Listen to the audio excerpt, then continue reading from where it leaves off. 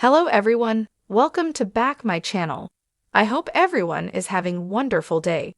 Before starting the video, please go ahead and hit the subscribe button and give this video a thumbs up. Carrie Underwood and the moose meat stew. Carrie Underwood had been many things in her life. American Idol winner, Grammy-winning singer, doting mother, health enthusiast, cookbook author. But she had never, until this particular autumn day, thought of herself as a steward of moose meat. Yet there it was, a hefty bundle wrapped in brown butcher paper, resting in the back of her freezer like a forgotten promise. It had come into her life in the most unexpected way.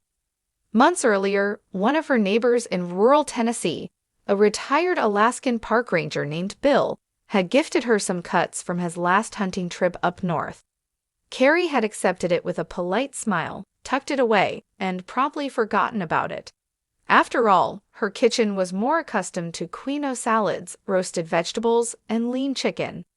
Moose meat didn't exactly fit the typical meal plan of a country superstar. But now, on a cool September morning, Carrie found herself rummaging through the freezer for inspiration. Between tour rehearsals, homeschooling her boys, and balancing her fitness routine, she needed something hearty, something that would simmer all day and fill the house with warmth. Her hand landed on the frozen block of moose meat. "Why not?" she murmured, holding the package up to the light like an ancient relic. "It's time for something different."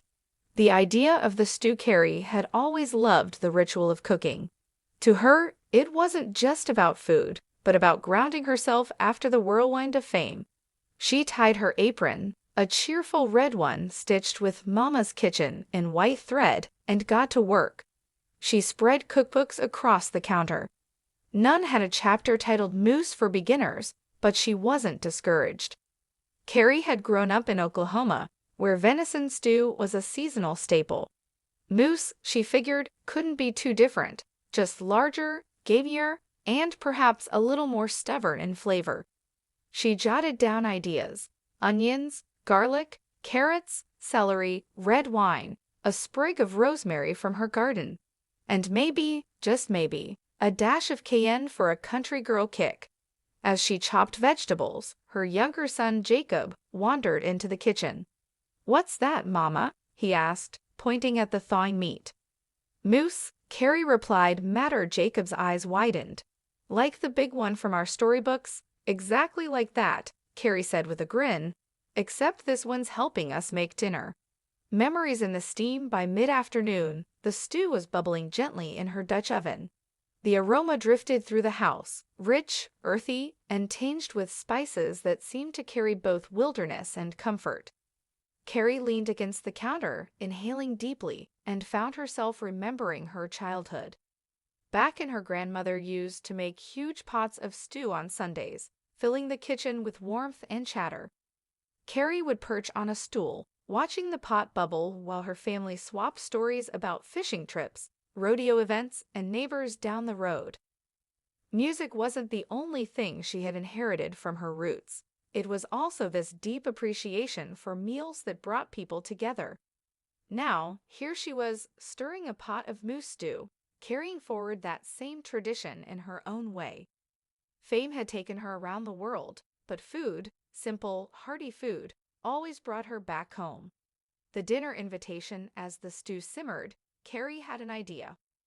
Why keep this experiment to herself?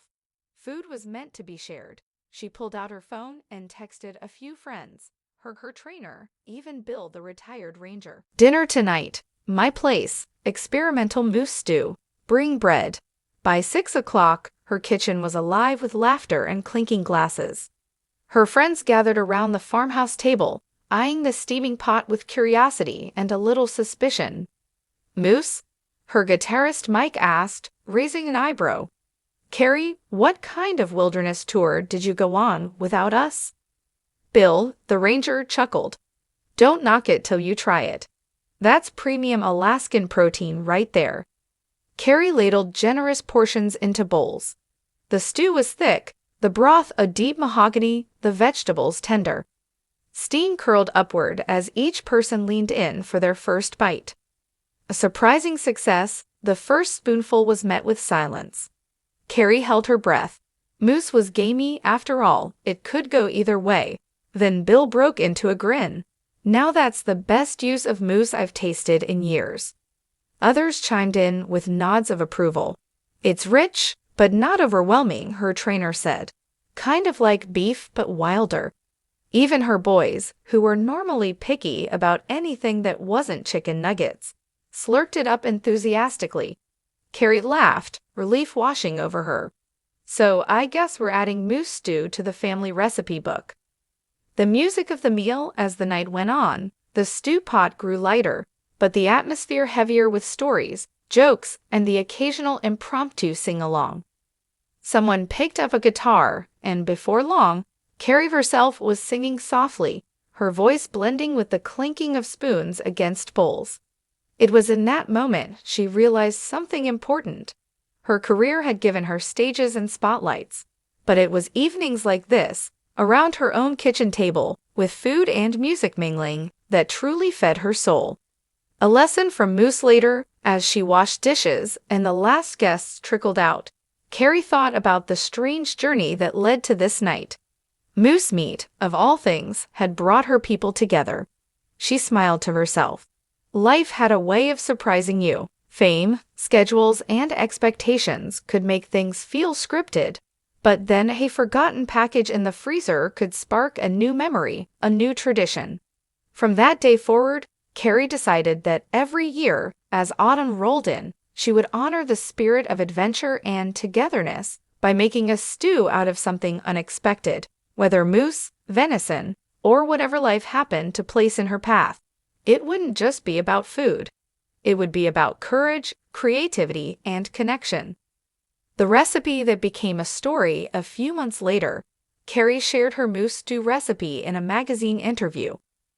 The journalist had asked her about balance, about how she kept grounded in a life so often touched by chaos. Carrie had laughed and said, "Sometimes you just make moose stew and invite everyone over." Fans loved the story. Some even tried their own versions with beef or lamb, posting photos online with the hashtag Carrie's Moose Stew. It became a small cultural moment, proof that sometimes the simplest acts, a meal, a gathering, a shared laugh, could ripple outward in ways you never expected. Closing scene one evening, months after the stew had become part of family lore, Carrie tucked her boys into bed. Jacob looked up at her sleepily and asked, "Mama, can we have moose stew again soon?" Carrie smiled, brushing his hair back. "Of course, sweetheart, we'll make it every fall." And as she turned out the light, she thought about how traditions weren't always inherited. They were sometimes created, one bubbling pot at a time, with music humming softly in the background and the warmth of friends gathered close. Moose meat had started as an oddity in her freezer. Now, it was a reminder that life, like a stew, was best when shared, seasoned with a little courage, and simmered slowly until it became something worth remembering.